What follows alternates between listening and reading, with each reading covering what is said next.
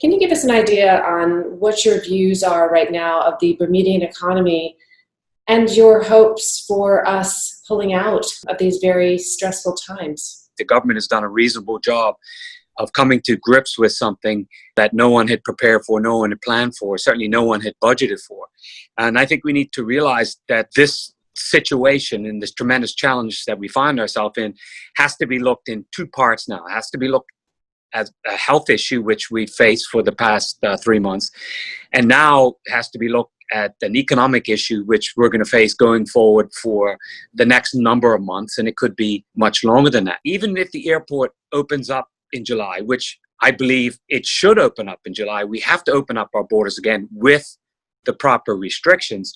We are going to be operating at best until the spring of next year with, and I say it as like a long winter. From now until March or April is going to be like a dead January, where hotels had little business. There's not much going on in our community, but we have to learn to rebuild our economy based on the challenges we face, and we have to learn to protect the people that need our support. Based on the number of Bermudians out of work, that it's very possible that a large number of work permit holders will be sent home. However, that will shrink the number of people here. What are your views on that? We have a responsibility to make sure Bermudians always come first.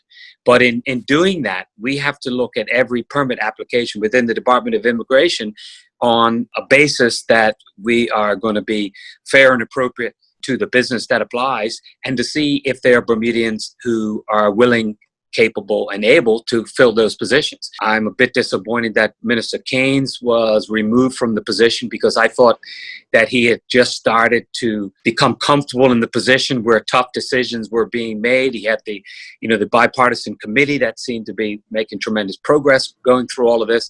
And he seemed to have the background experience under his belt to move forward. Now, wish Minister Haywood all the best, but it's a tremendous learning curve that he has to get up to speed with right in the middle of a crisis. There has been speculation, rumors, that there might be a snap election coming up sometime this summer. Do you have any comments on that? It would be very interesting if the Premier did call an election, because there's so many questions to be asked. Why now? There's still more than 2 years left before the Premier would have to call an election, so there's plenty of time. Why now, when the government enjoys a majority of 25-11? Why now, when we're in the middle of a health crisis and an economic crisis? Your attention is drawn away during an election from the real issues of the day to getting elected. We do not need politicians canvassing, saying anything to get a vote, to get elected at this point in time. We need to rebuild our community. We need to help those people out there. We don't need to be making promises that can't be kept half the time. And we don't need fancy speeches just to make people feel better about where we're going. We need to put all our attention on Bermuda and how we can move forward.